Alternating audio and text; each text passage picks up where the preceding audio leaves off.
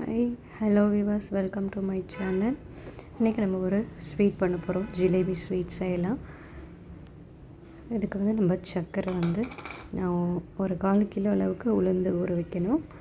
1/4 kilo உளுந்துக்கு நீங்கள் 1 kilo அளவுக்கு சர்க்கரை எடுத்துக்கலாம். அப்படி இல்லை 3/4 கிலோ அளவுக்கு சர்க்கரை எடுத்துக்கோங்க. இதில் ஒரு 4 கப் அளந்து போட்டுட்டு சம அளவுக்கு தண்ணி சேர்த்துக்கோங்க. இல்லைன்னா நீங்கள் பாதி கூட தண்ணி சேர்த்துக்கலாம். ஏன்னா சீக்கிரம் சர்க்கரை பாகு வரும். ஸோ 1 கிலோ சர்க்கரை எடுத்துக்கிட்டிங்கன்னா ஒரு 3/4 லிட்டர் தண்ணி சேர்த்து நல்லா நம்ம பாகு பதத்துக்கு வர வச்சுக்கலாம். பாகு நல்லா ஒரு கம்பி பதம் அளவுக்கு வந்தால் போதும். ஒரு கம்பி பதம் வர அளவுக்கு நல்லா நம்ம சர்க்கரை பாகு நல்லா கொதிக்க வச்சுக்கலாம். சர்க்கரை போட்டு நல்லா மிக்ஸ் பண்ணிவிட்டு அதை நல்லா கொதிக்க விட்டுருங்க. கொஞ்சம் அந்த க்ரீஸியாகிட்டு வர டைம் மட்டும் செக் பண்ணிக்கணும். ஒரு கம்பி பதம் இப்போ நம்ம விரல் எடுத்து இப்படி டச் பண்ணி பார்க்கணும். அது ஒரு கம்பி பதம் வரும்.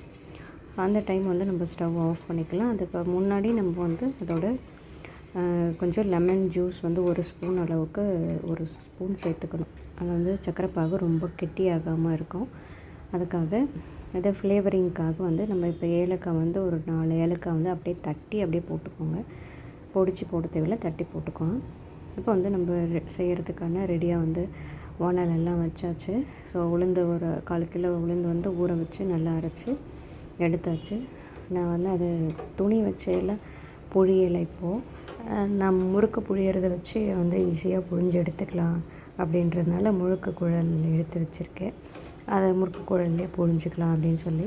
ஸோ சர்க்கரை பாகு நம்ம செய்கிறதுக்கு முன்னாடி ரெடி பண்ணி வச்சுட்டு அதுக்கப்புறம் நம்ம பொரித்து எடுத்துக்கலாம். அப்போ நம்ம பொரித்து எடுக்கும் போது சர்க்கரை பாகு சூடாக இருக்கும் போது நம்ம பொரித்து எடுக்கிறத டைரெக்டாக அதில் சேர்த்து கொஞ்சம் அப்படியே ஊறினதுக்கப்புறம் எடுத்து நம்ம அப்புறம் பிளேட்டில் வச்சுக்கலாம்.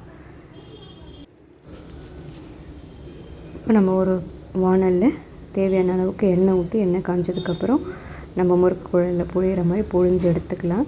சர்க்கரை பாகு ரெடியான ஒரு கம்பி பதம் வந்த உடனே அதை நம்ம ஆஃப் பண்ணி வச்சுக்கலாம். ஸோ உளுத்த மாவில் நீங்கள் கேசரி பவுடர், கலர் பவுடர் கொஞ்சம் சேர்த்து மிக்ஸ் பண்ணி முறுக்கு குழலில் ஊற்றி இந்த மாதிரி புழிஞ்சு நல்லா பொரித்து எடுத்துக்கணும். ஒரு முறைன்னு நல்லா பொரிஞ்சதுக்கப்புறம் அதை எடுத்து சூடாகவே நம்ம சர்க்கரை பாகு வச்சுருக்கோம் இல்லையா, அதில் போட்டுக்கோங்க. அடுத்த செட் எடுக்கிறதுக்குள்ளவே இது ஒரு செட்டு ஃபுல்லாக ரெடி ஆகிடும். கொஞ்சம் ஊறினதுக்கப்புறம் அதை நம்ம பிளேட்டில் எடுத்து ஆற வச்சுக்கலாம்.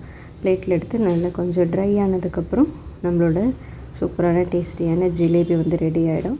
ஸோ ட்ரை பண்ணி பாருங்கள். தேங்க்ஸ் ஃபார் வாட்சிங்.